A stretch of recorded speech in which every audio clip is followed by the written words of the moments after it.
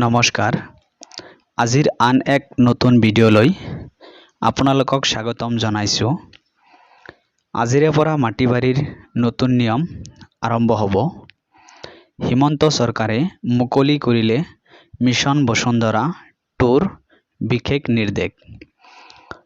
তো বন্ধুসকল, আপুনি মোৰ চেনেলটো সাবস্ক্ৰাইব কৰিব, কিয়নো এনেকুৱা ধৰণৰ নতুন নতুন আপডেট পাই থাকিবলৈ মোৰ চেনেলটো যদি আপোনালোকে সাবস্ক্ৰাইব কৰে তেতিয়া হলে সকলোতকৈ আগত মোৰ এনেকুৱা আপডেট আপোনালোকে পাই থাকিব আৰু বেল আইকনটো বজাই দিব। মিছন বসুন্ধৰা 2ক লৈ মুখ্যমন্ত্ৰীয়ে এক গুৰুত্বপূৰ্ণ ঘোষণা আগবঢ়াইছে। মুখ্যমন্ত্ৰীয়ে ঘোষণা কৰিছে যে ৰায়তী মাটি থকা 3.5 লাখ লোকক প্ৰদান কৰা হ'ব মেধিপট্টা। সম্পূৰ্ণ নিকাভাৱে এই লোকসকলে মেধিপট্টা লাভ কৰিব, কোনো দালাল নোহোৱাকৈ। আনহাতে যিসকল লোক একচনীয়া মাটিত আছে তেওঁলোকে উত্তৰাধিকাৰী সূত্ৰে মেধিপট্টা লাভ কৰিব। অবৈধভাৱে একচনীয়া মাটিৰ পট্টাত থকা অঞ্চলসমূহ চৰকাৰী মাটিত পৰিণত হ'ব। চৰকাৰী ভূমিত থকা গাঁৱৰ থলুৱা আৰু খিলঞ্জীয়াক দিয়া হ'ব মেধিপট্টা, কিন্তু 3টা প্ৰজন্ম সেই গাঁৱত বসবাস কৰিব লাগিব।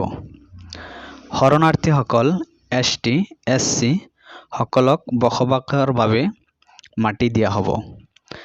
জনজাতীয় লোকৰ বাবেও মিছন বসুন্ধৰাত আছে বিশেষ সুবিধা।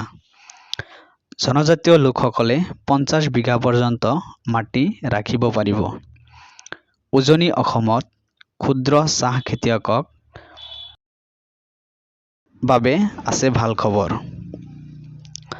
চৰকাৰী মাটিৰ ক্ষুদ্ৰ চাহ খেতিয়কক 30 বিঘা পৰ্যন্ত মেধিপট্টা দিব অসম চৰকাৰে। মিছন বসুন্ধৰা 2 চলি থকাৰ সময়তো আগৰ মিছন বসুন্ধৰা 1 অব্যাহত থাকিব।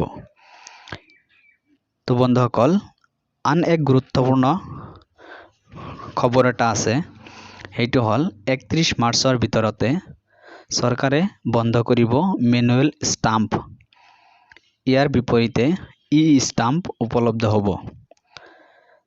তো আৰু এটা গুৰুত্বপূৰ্ণ খবৰ, চৰ অঞ্চলত বসবাস কৰা মানুহে মিছন বসুন্ধৰা 2ৰ সুবিধা নাপাব। তো বন্ধুসকল, ইয়াত কোৱা হৈছে যিসকল মানুহে চৰ অঞ্চলত বাস কৰে তেওঁলোকক কিন্তু এই মিছন বসুন্ধৰা 2ৰ সুবিধাসমূহ দিয়া নহ'ব, কেৱল মাজুলীত দিয়া হ'ব পট্টা। তো বন্ধুসকল, আপোনালোকে জানিব পাৰিলে যে মিছন বসুন্ধৰাত আছে বহুতো ধৰণৰ সুবিধা। বন্ধুসকল, যদি আপোনালোকে এই সুবিধা পোৱাৰ যোগ্য তেতিয়াহ'লে অতি সোনকালে মিছন বসুন্ধৰা 2ত এপ্লাই কৰক। বন্ধুসকল, শেষত আৰু এটা কথা কওঁ, মোৰ চেনেলটো সাবস্ক্ৰাইব কৰিবলৈ নাপাহৰিব, কিয়নো এনেকুৱা ধৰণৰ নতুন নতুন ভিডিঅ' পাবলৈ মোক সহায় কৰক আৰু মই আপোনালোকক এনেকুৱা ভিডিঅ' দিবলৈ চেষ্টা কৰিম। তো বন্ধুসকল, এইখিনিয়ে আছিল আজিৰ ভিডিঅ'। ধন্যবাদ।